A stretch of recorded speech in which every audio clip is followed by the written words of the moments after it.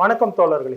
தமிழ்நாட்டு ஊடகத்துறையில் தன்னை நவீன சாணக்கியனாக நினைத்து கொண்டிருக்கும் திரு ரங்கராஜ் அவர்கள் தன்னுடைய சாணக்கிய சேனல் மூலியமா ஒரு கருத்து கணிப்பா அப்படின்ற பேர்ல ஒரு கருத்து திணிப்பை நடத்தி இருக்கிறார். முக்கியமான 2 கேள்விகள்தான் அவருடைய நுட்பமான அரசியல் விசமத்தனத்தையே அவர் பரப்பி இருக்கிறார் அப்படின்னு வெளிப்படையா தெரியுது. அது என்னன்னு பாத்தீங்கன்னாக்கா, அதாவது முதல் முறையாக வாக்களிக்கக்கூடிய இளம் வாக்காளர்களை குழப்புகின்ற மனநிலைமையை ஏற்படுத்தக்கூடியதா அந்த 2 கேள்விகளையும் அவர் அமைச்சிருக்கிறாரு. அதுல முதல் கேள்வி என்னன்னு பாத்தீங்கன்னாக்கா, மக்களவை தேர்தலில் தமிழ்நாட்டை பொறுத்த வரைக்கும் எந்த கூட்டணி ஜெயிக்கும்? அவர் ஏற்கனவே பல கேள்விகளை வைத்திருக்காரு, அதுக்குள்ள போகல. இந்த 2 கேள்விகளை அவர் எந்த அளவுக்கு பொய்யா ஒரு பிரச்சாரத்தை முன்னெடுத்திருக்கான்றத அப்படின்றத எல்லாரும் தெரிஞ்சுக்கணும். தமிழ்நாட்டில் எந்த கூட்டணி ஜெயிக்கும் அப்படின்னு சொல்லிட்டு ஒரு கேள்வி. இந்த கேள்வியில பாத்தீங்கன்னாக்கா அவர் வைத்திருக்க கேட்டகரி திமுக கூட்டணி, அதிமுக கூட்டணி, இதர கட்சிகள் அப்படின்னு சொல்லிட்டு ஒரு கேட்டகரி. மொத்தமே இந்த கேள்வியில இருக்கிறது 3 கேட்டகரி. இதுல அதிமுக கூட்டணிக்கு பாத்தீங்கன்னாக்கா 27%, திமுக கூட்டணிக்கு பாத்தீங்கன்னாக்கா 42% மக்கள் வாய்ப்பு இருக்குன்னு சொல்லி இருக்கிறாங்க. இதர கட்சிகள் கூட்டணி அப்படின்ற இடத்துல பாத்தீங்கன்னாக்கா அவர் அந்த இதர கட்சிகள்ல அவர் சொன்னது யாருன்னாக்கா பாஜக, பாமக. இன்னைக்கு நடைபெற்ற பாமக சிறப்பு பொதுக்குழு கூட்டத்துல கிட்டத்தட்ட பாட்டாளி மக்கள் கட்சி பாஜகவோடு மதத்தோடு ஜாதி ஈஸியா பின்னி பிணைந்துடும் அப்படின்றது போல மதவாத பாஜகவோடு பாமக என்ற ஜாதியவாத கட்சி சேரப்போகுது அப்படின்றது வெளிப்படையா தெரிஞ்சிருச்சு. அவருடைய பேச்சின் சாரத்தை வச்சுதான் நம்ம இதை சொல்றோம். நாளைக்கு அவர்கள் முடிவுகள் மாறினாலும் மாறலாம், மாறாமலும் போகலாம். எது எப்படினாலும் சரி, இங்க அரசியல பாட்டாளி மக்கள் கட்சியை பொறுத்த வரைக்கும் ஸ்வீட் பாக்ஸ் கணக்குகள் தானே செய்யறாங்க. கிட்டத்தட்ட ஒரு 600 ஸ்வீட் பாக்ஸுகள் பேசப்பட்டிருக்கிறதா தகவல்கள் வருது. தேமுதிக, நாம் தமிழர் கட்சி மற்றும் சில உதிரி கட்சிகள், சுயேட்சைகள் எதையெல்லாம் மென்ஷன் பண்ணி இவர் பாத்தீங்கன்னாக்கா எந்த கூட்ட அந்த எல்லாத்தையும் ஒன்னா சேர்த்து ஒரு கேட்டகரியா கொண்டு நிறுத்திட்டு அதுக்கு பாத்தீங்கன்னாக்கா 31% வாக்குகள் கிடைக்கும் அப்படின்னு சொல்லிட்டு அதுக்கு அப்புறமேட்டு அதுக்கு அடுத்த கேள்வி பாத்தீங்கன்னாக்கா, தமிழ்நாட்டுல மக்களவை தேர்தலில் உங்கள் ஓட்டு யாருக்குன்னு சொல்லிட்டு வரும்போது இந்த போன கேள்விக்கு 3 கேட்டகரி வச்சவர் இந்த கேள்விக்கு 4 கேட்டகரி வச்சிருக்கிறார். அதாவது பாத்தீங்கன்னா திமுக கூட்டணி, அதிமுக கூட்டணி, பாஜக கூட்டணி, மற்றவை அப்படின்னு சொல்லிட்டு 4 கேட்டகரி. போன கேள்விக்கு 3 கேட்டகரி வச்சவர் இந்த தடவை 4 கேட்டகரியை வச்சிருக்கிறாரு. அதுல பாத்தீங்கன்னாக்கா அதிமுக கூட்டணிக்கு 21% மக்களும், திமுக கூட்டணிக்கு 32% மக்களும், பாஜக கூட்டணிக்கு 22% மக்களும். இந்த இடத்துல பாஜக கூட்டணி தனியா கொண்டு வந்துட்டாரு.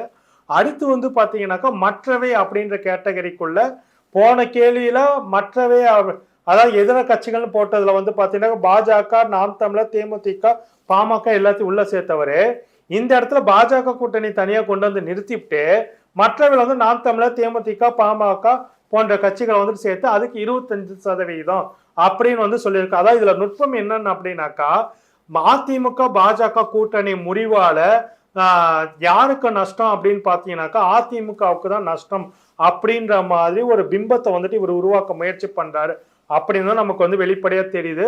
அதான் பாத்தீங்கன்னாக்கா பாஜகவுக்கு என்ன பெரிய வாக்கு வங்கி இருப்பது போலவும் தமிழ்நாட்டுல பாஜக தான் அதிமுகவுடைய வெற்றிக்கே காரணமா இருக்குது அப்படின்ற மாதிரி அதிமுக இதுவரைக்கும் வாங்கிய வாக்குகள் எல்லாமே பாஜக வாக்காளர்கள் சேர்ந்து கொடுத்த ஓட்டுகளாலதான் அவர்கள் வெற்றிக்கு காரணமா இருந்தது போல ஒரு போலியான ஒரு கட்டமைப்பை மிக தெளிவா திரு ரங்கராஜ் அவர்கள் உருவாக்குறாரு.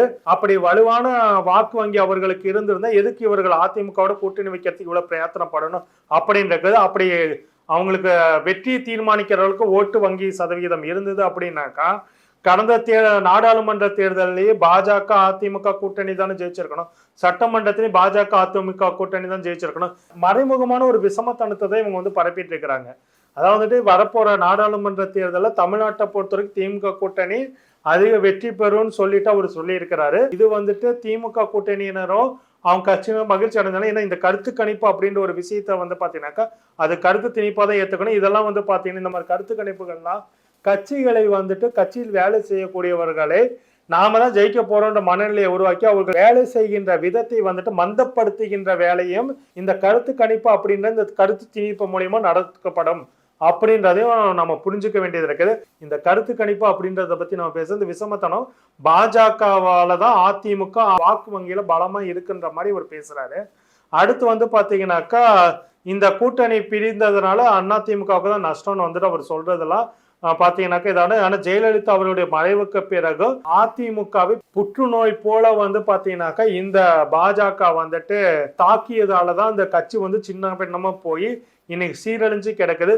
அதிமுகவை பொறுத்த வரைக்கும் அதிமுக தொண்டர்களும் சரி, அதிமுகவுக்கு வாக்களிப்பவர்களும் எம்ஜிஆர் உருவாக்கி தந்த அந்த இரட்டலை சின்னத்திற்காக மட்டுமே வாக்களிக்கிறார்கள். அவர்கள் சின்னத்தை பார்த்துதான் வாக்களிப்பார்கள். அதிமுகவுடைய தொண்டர்களாகட்டும், அதிமுகவுக்கு வாக்களிப்பவர்கள் யார் தலைமையில இருக்காங்கன்னு பார்க்க மாட்டாங்க, தலைமை என்ன செய்ததுன்னு பார்க்க மாட்டாங்க, அந்த சின்னத்திற்கு மட்டும்தான் வாக்களிப்பாங்க. அதனாலதான் அந்த சின்னம் முடக்கப்பட்ட போதெல்லாம் அதிமுக தோல்வியை காணும்.